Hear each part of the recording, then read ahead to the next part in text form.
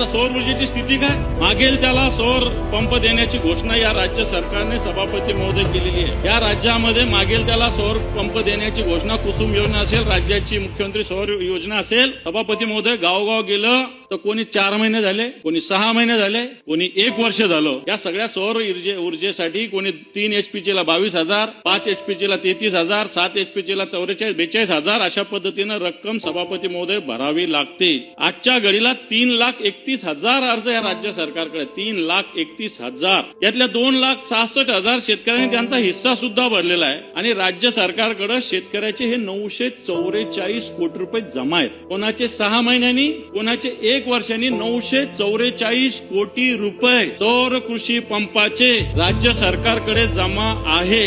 खरं तर शेतकऱ्याच्या टाळूवरचं लोणी खाण्याचा हा प्रकार आहे सभापती महोदय। 940 कोटी साधी रक्कम नाहीये, शेतकऱ्यांनी सौर पंपासाठी भरलेली रक्कम आहे।